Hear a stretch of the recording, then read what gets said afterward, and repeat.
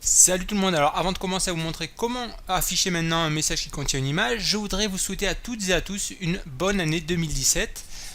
Donc pour pas que la vidéo dure trop longtemps, je vais directement attaquer maintenant sur l'affichage des messages. Donc on va repartir du côté de notre chat adapteur et on va créer un nouveau view holder pour notre image, pour les messages qui afficheront des images. Donc on va faire, je sais pas pourquoi j'ai pas mis en private, on va faire une classe image view holder qui extend de recycler view.viewholder et on va faire tout pareil. De toute façon, on aura notre constructeur.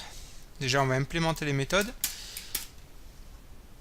et on aura une méthode bind aussi. Alors, il me semble que je l'avais déjà dit, mais au cas où je vais faire un petit rappel, vous voyez qu'on utilise toujours la même structure au niveau de nos viewholders. On pourrait très bien créer une classe abstraite qui contiendrait également une méthode abstraite bind, vu qu'on doit l'implémenter à chaque fois. Après, à vous de faire ça, ou même une interface, hein, je dis une classe abstraite, mais ça peut être aussi bien de faire une interface. Et donc notre image viewholder, il y aura quoi? Il y aura juste une image view, donc image view image, et on aura l'username aussi, donc private text view, donc c'était image username. Voilà, donc on récupère nos vues dans notre constructeur, donc l'image ce sera égal, voilà, et dans le bind, donc qu'est-ce qu'on fera? On va récupérer donc image username, on va lui mettre le set text de notre username, donc message.getUsername. Et pour ce qui concerne l'image, on va utiliser glide. Glide, on l'avait rajouté, si vous vous rappelez, dans notre build.gradle ici. C'est une librairie qui va se charger en fait de récupérer l'image en fonction de l'URL. Donc, comment ça marche? On va faire un glide. Vous pouvez utiliser Picasso aussi, qui a quasiment la même syntaxe, donc que vous utilisiez l'un ou l'autre, vous ne serez pas perdu. Pour le contexte, on va récupérer donc notre image alt entrée et on va faire un point get context. Ensuite, on va faire un point load. Et là, on veut donc message.get image URL. On va override pour lui donner des dimensions. En fait, on va que maximum elle soit en 500 par 500. On va faire un fit center aussi. Et donc, on va mettre un placeholder. Pour l'instant, j'en ai pas. Est-ce que je l'avais importé? Ça va être juste une image, mais je crois pas. Non, j'en ai pas. Alors, j'ai rajouté l'image. Le placeholder, c'est juste un truc que j'ai récupéré vite fait, hein. Vous utilisez le placeholder que vous voulez s'il y a une erreur. Donc, placeholder. Et ce sera donc r.drawable. Donc, ça s'appelle placeholder. Voilà. Voilà pour ce qui est de notre image viewholder. Donc voilà, au passage, je vais passer également ces deux classes private. Alors maintenant, il nous reste deux choses à faire. Récupérer l'item viewType et inflate le bon layout en fonction donc de ce viewType. Donc déjà, ce que je vais faire, c'est que je vais créer une nouvelle constante pour image message. On va marquer image message qui sera égal à 2. Hop, ça c'est bon. Ensuite, dans notre getItemViewType, ce qu'on va vérifier, c'est que si on a des messages, if donc message.get de la position .getContent est égal à nul, ça veut dire que c'est une image, donc dans ce cas, on fera un return de image message. On pourrait vérifier également que message.get, d'ailleurs j'aurais pu extraire une variable message, mais bon c'est pas grave, .getImageURL est différent de nul. Else, on fait tout ça. Voilà. Et maintenant il nous reste à inflate le layout. Donc on a un self message, on va également faire un case, donc image message. Et donc la view elle sera égale à, on va copier tout ça. Tac, tout ça même, on va juste faire ça. Donc là c'est plus raw self message, c'était raw image. Et tout le reste c'est bon je crois, et on n'a plus qu'à faire un return de new image view holder de notre vue. Voilà, ça me semble pas mal. Et là vu qu'on était parti sur un if else, on va juste faire un else if, donc holder.getItemViewType est égal à self message pour celui-là. Autrement, else, pour finir, ce sera donc une image. Et donc on va caster ça. Donc image viewholder de holder.bind, toujours pareil, du message. Et normalement, il me semble que j'ai tout mis, ce qui nous permettra donc d'afficher le message pour le moment. Donc on va tester tout ça en lançant l'application. Alors vous voyez bien qu'on a l'image, par contre un petit souci c'est qu'on est en une petite erreur là, c'est en 8, il faut mettre un wrap content et non pas un match parent, et on peut même rajouter un peu de padding, 4 dp ou 8, on va essayer 4, je relance tout ça. Donc voilà, ça marche bien, l'image s'affiche bien. Si je renvoie une autre image pour tester tout ça,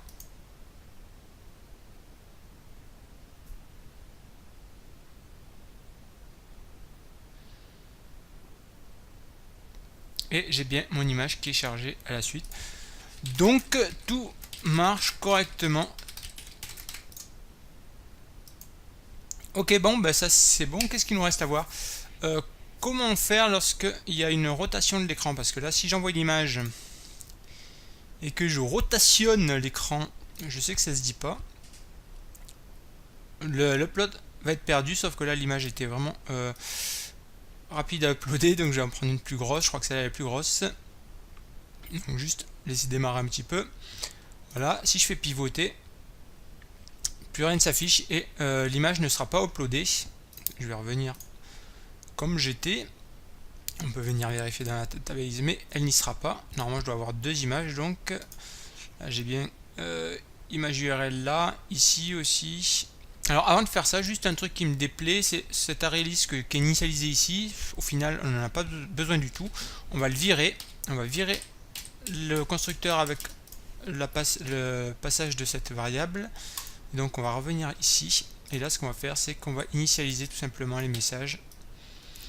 Ici, new array-list. Voilà, c'est tout. Ça ne changera rien. C'est juste que je vois pas trop l'intérêt de le faire où je l'ai fait, vu qu'on n'utilisera pas cette variable message dans cette activité. Donc ça, je peux virer aussi. Alors comment ça va se passer? Alors normalement ça devrait bien se passer. On va voir ça. Alors on va revenir dans notre chat activity. Alors pour gérer l'upload lorsqu'on fait une rotation de l'écran, sachant que ce que je vais faire ici, c'est indiqué dans la documentation, donc vous pouvez aller voir pour de plus amples explications ou si les miennes ne vous conviennent pas. Donc on va voir tout ça. Donc déjà on va override la méthode onSavedInstantState, onSaveInstantState. Et donc là ce qu'on va faire, c'est qu'on va garder une référence. Donc on va faire un if storage reference est différent de nul. On va garder tout ça. Enfin, on va sauvegarder ça pour que récupérer cette variable si on en a besoin. Et on en aura besoin s'il y a un upload en cours. Donc .string. Et on va appeler ça storage reference. Et donc on va y passer donc notre storage reference.toString. Pour notre méthode onSaveInstantState, ça va être tout. Et donc du coup, lorsqu'on fait une rotation de l'écran, il va y avoir la méthode onRestoreInstantState qui va être appelée. Et c'est là-dedans qu'on va faire, qu'on va essayer de récupérer donc notre tâche. Et s'il y en a une, et bien tout simplement la relancer. Et donc pour ça, on va de nouveau CTRL O. On va faire un onRestoreInstantState. Et ce qu'on va faire donc, on va récupérer notre référence qui sera égale donc à notre saveInstantState qui est passé en paramètre .getString et c'était getString, hop, et c'était storage reference. Et pour ceux qui se moquent de mon anglais, essayez de faire pareil si vous n'êtes pas anglophone. Et ensuite donc on va vérifier que if la référence est nulle. Dans ce cas là on return, on fait rien. Return. Autrement on la récupère, donc ça sera égal à firebase storage.getInstance.getReference from URL de notre référence. On va récupérer donc une liste de tasks. On va importer ça. Donc Alt Entrée, hein, quand vous voyez ça qui est surligné en rouge pour importer la classe en haut, je fais Alt Entrée au cas où vous ne l'aurez pas encore compris. Et donc ça l'importe et ça l'importe en haut bien sûr. C'est ici. Là c'est ArrayList, c'est ici. Donc voilà, d'ailleurs, ah oui, pour optimiser l'import aussi, quand vous avez un truc qui n'est pas utilisé, CTRL ALT O, ça va virer tout ça, ça clean un peu vos imports. Donc voilà, histoire de, c'est gratuit. Donc voilà pour les raccourcis. Donc ensuite, ce qu'on fait, donc on récupère donc notre getActive. Vous avez des méthodes prévues getActive upload tasks. Ok, et nous ce qu'on veut, if on a une tâche, donc task.size est supérieur à 0. Dans ce cas-là, on veut récupérer la première. On va de nouveau mettre l'image button.setEnable à false, histoire de nouveau empêcher l'upload, enfin le clic sur l'image qui nous relancerait un upload. On va remettre l'image loader en .setVisibility à visible. Et ensuite, on veut récupérer, on avait créé une variable plus haut, donc upload task, ça sera égal donc à tasks.get de 0, on récupère la première. Et on va caster ça, alt entrée, cast to upload tasks. Et il n'y a plus qu'à rajouter de nouveau les listeners. Donc on avait créé une méthode également pour ça, add upload task, et on fait un upload task. Donc voilà, et maintenant on pourrait essayer, il me semble que j'ai rien oublié par rapport à ça, donc je relance ça. Au passage, ça me fait penser qu'on n'a pas mis de loader, j'y reviendrai peut-être plus tard. Donc qu'est-ce qu'on veut faire? Ah oui, on veut uploader une image et voir si la rotation fonctionne correctement. Donc je reprends une image qui est assez grosse. Donc là j'ai bien le loader qui devrait commencer à s'afficher. Donc voilà, si je fais une rotation de l'écran, vous voyez que j'ai de nouveau le truc qui continue. Donc théoriquement ça devrait marcher, sachant que je crois que l'image est trop grosse par rapport à ce que j'avais mis en limite, donc de toute façon elle devrait pas être uploadée. Il me semble qu'elle fait plus de 5 mots et vu qu'on avait limité, on va voir si on a le message d'erreur du coup. Mais vous voyez que l'upload continue bien. À chaque fois qu'on revient dans la méthode onRestoreSaveInstantState, il retrouve la tâche qui est en cours. Et non, c'est bon, ça a uploadé, donc l'image n'était pas trop grande. Et donc à chaque fois, il va reprendre tout ça, donc ça marche correctement. Donc on a vu la gestion de la rotation. Alors une chose également, c'est que là, on gère la suppression des listeners. Si vous vous rappelez, dans le add upload listener, on avait passé this dans le add-on complete et add-on progress, qui nous permet en fait de stopper l'upload lorsqu'on quitte complètement l'application en fait. Donc si vous sortez de l'application, l'upload sera arrêté. Moi c'est plutôt un comportement que je souhaite. D'ailleurs au passage on pourrait lors de la méthode onStop, donc onStop, s'il y a un upload en cours, ça va et lorsqu'on reviendra, la barre de progression sera affichée alors qu'il ne se passera rien. Et donc lorsque on vient dans la méthode onStop, on peut faire un image loader .setVisibility à gone pour être sûr qu'elle ne soit pas affichée. On va voir maintenant vite fait comment se déconnecter, parce que je vous le rappelle, on est sur une authentification anonyme, donc ça concerne quand même cette façon de se connecter. Si vous avez une connexion plus classique par email, mot de passe ou Facebook, Google+, Twitter, etc., ce sera pas exactement nécessaire de faire tout ça. Vous avez juste à faire un hot.signout en fait, tout simplement. Nous on va faire un peu plus de trucs, mais vous n'êtes pas forcément obligé non plus. Donc c'est dans cette méthode. Je vais créer une nouvelle méthode que je vais appeler clear on logout. Et donc qu'est-ce qu'on va faire dans cette méthode? Donc dans cette méthode clear on logout, que je vais appeler directement pour pas oublier. Donc dans cette méthode, ce qu'on va faire, c'est qu'on va récupérer le user en cours, donc c'est mhot.getCurrentUser. Ensuite, on va vérifier qu'il ne soit pas nul. Bon, a priori, j'aurais été viré de cette activité si c'est le cas. mref.child, ensuite, on veut récupérer donc constants. On va supprimer donc l'utilisateur de notre users table et notre usernames. Donc .child, .child, donc c'était user.getUID. .remove value.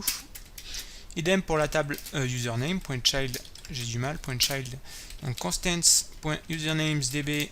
.child, c'était username qu'on récupérait dans les shared preferences. .remove value. Ensuite, je vais supprimer le pseudo des prefs, donc .edit. Donc c'est remove, je crois que j'avais appelé la clé pseudo. Et donc un apply, ok. Et on va également de nouveau clear l'adapteur, .clear message. D'ailleurs, il n'y a pas de S à message, ça me paraît bizarre. Et un detach child listener. Donc voilà ce qui nous permettra de supprimer notre utilisateur. Donc si je teste, je me suis déconnecté, je vais créer un nouveau dernier pseudo, connexion. Salut, on va écrire un message histoire de. Donc salut. Donc j'ai bien mon dernier pseudo avec mon dernier pseudo. Et on va supprimer tout ça. Donc normalement, lorsque je me déconnecte, les deux entrées sont supprimées. Donc ça marche correctement. Donc voilà ce qui termine ce tuto. Vous avez le lien de tout le projet sur mon site tutocode.fr, donc le lien GitHub. Si vous avez envie de l'améliorer, etc., n'hésitez pas ensuite à reposter ce que vous avez fait dans les commentaires sur YouTube, etc., que d'autres puissent voir, etc. Corriger les bugs, etc., si vous en trouvez. Il n'y a vraiment pas de souci. Passez peut-être sur une architecture MVP, comme vous le voyez. Là, notre activité commence à être un peu encombrante, ce qui n'est pas génial au niveau de la maintenabilité. Donc, si vous avez envie de passer tout ça sous une architecture MVP, n'hésitez pas. Et puis moi, je vous dis à plus pour une prochaine vidéo. Ciao, à plus.